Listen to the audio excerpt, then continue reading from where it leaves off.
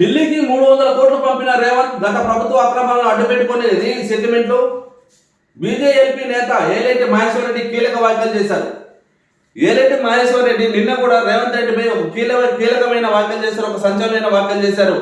లోక్సభ ఎన్నికల తర్వాత ఖచ్చితంగా మళ్ళీ బీజేపీ పార్టీ అధికారంలోకి వస్తుంది అని చెప్పేసి ఏలేటి మహేశ్వర్ రెడ్డి నిన్న ఒక సంచలనమైన వ్యాఖ్యలు చేశారు. అదేవిధంగా ఈ రోజు కూడా ప్రతి ఒక్క రోజుకొక సంచలనమైన వ్యాఖ్యలు చేస్తున్నారు ఏలేటి మహేశ్వర్ రెడ్డి.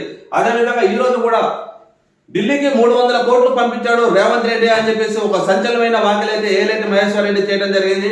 అంతేకాకుండా గత ప్రభుత్వం అక్రమాలను అడ్డు పెట్టుకొని రీసెటిల్మెంట్ చేస్తున్నారు. గత 10 సంవత్సరాలు బీఆర్ఎస్ పాలనలో ఉన్న తెలంగాణ రాష్ట్రంలో ఎన్నో అక్రమాలు జరిగాయి. ఆ అక్రమాలన్నింటిని అడ్డు పెట్టుకొని మళ్ళీ రీసెటిల్మెంట్ చేస్తున్నారు. ఇప్పుడున్న కాంగ్రెస్ పార్టీ ప్రభుత్వం, ఈ ప్రభుత్వం ఏదైతే ఉందో రేవంత్ ప్రభుత్వం, ఈ ప్రభుత్వం మళ్ళీ రీసెటిల్మెంట్ దిగారు. అదే క్రమంలో ఒక 300 కోట్లు ఢిల్లీకి పంపించడం జరిగింది అని చెప్పేసి ఏలేటి మహేశ్వర్ రెడ్డి ఒక కీలకమైన ఒక సంచలనమైన వ్యాఖ్యలు చేశారు.